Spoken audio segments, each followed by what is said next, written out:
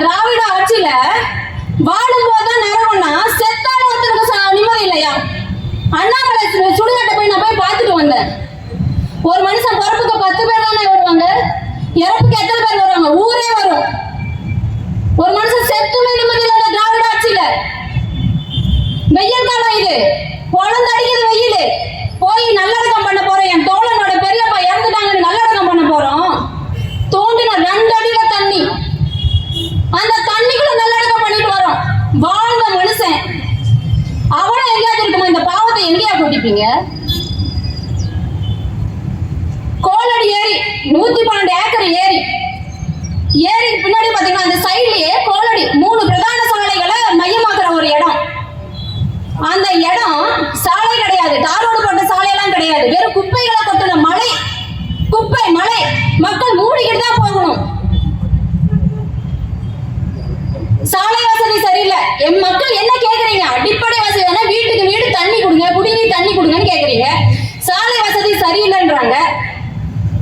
பாதாள சாக்கடை அமைப்புன்றாங்க. இப்ப நீ வந்து ரோடு போட்டுட்டு இருக்கியல்லப்பா, ரோடு போட்டுட்டு இருக்க, தேர்தல் வந்துச்சு ரோடு போட்டுற. அப்ப பாதாள சாக்கடை திட்டத்தை நீ கைவிட்டுட்டியா? இல்ல இன்னும் போடணுமா? அப்ப சாலை நீ போட்ட, அப்ப தோண்டுவியா? அப்புறம் அதுக்கு போட்டா அதுக்கு பாட்டி போட்ட தமிழ் குடவுல நடந்திருக்கும்ல. மக்களோட வரிப்பணத்துல என்ன பண்ணிட்டு இருக்கிற? அடிப்படை வசதிகள் எதுவுமே இல்லை.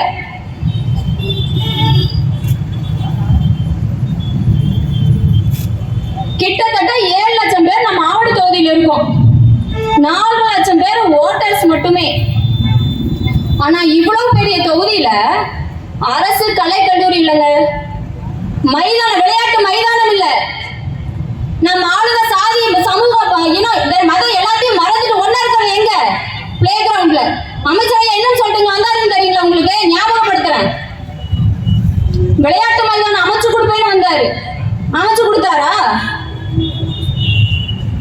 மீண்டும் அதே பொய்யான வாக்குறுதியை கொடுப்பாங்க. ஆவடியில ஒரு பெண் வேட்பாளரா நான் நிக்கிறேன். 65 ஆண்டு கால திராவிட ஆட்சி எனக்கு நிகரா ஒரு பெண் வேட்பாளரை நிறுத்துமா? வாங்கிட்டு கொண்டு யாராவது நிறுத்தி விட்டு போ, நிறுத்துவியா? உங்களுக்கு ஒண்ணு தெரியுமா? குளோபல் ஜெண்டர் கேப் இண்டெக்ஸ், உலக பாலின இடைவெளி அறிக்கை சொல்லுது. நான் சில இடங்களை பதிவு பண்ணியிருக்கேன். 4 விஷயம் ஆணும் பெண்ணும் சமமா இருக்கணும். Education, economics, politics, health. இந்த 4 ஆணும் பெண்ணும் சமமா இருக்குன்னு சொல்லுது, சமமா இருக்கணும்னு சொல்லுது. உலக பட்டியல் 195 நாடுகள் தான் மொத்தமாவே இருக்கு. இந்த 4 விஷயம் சொன்ன பாத்தீங்களா? இந்த 4 விஷயத்துல இந்தியா டாப் லெவலுக்கு வர்றதுக்கு 162 வருஷம் ஆகுமா? இப்ப 136வது இடத்துல இருக்குதா 195 நாடு தான்.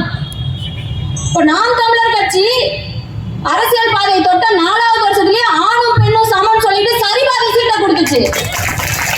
162 வருஷம் ஆகணும். குளோபல் ஜெண்டர் கேப் இண்டெக்ஸ் சொல்லி அதை பிரேக் பண்ணாரு எங்க அண்ணன் சீமான். மத்த கட்சிகள் பண்ணுவியா?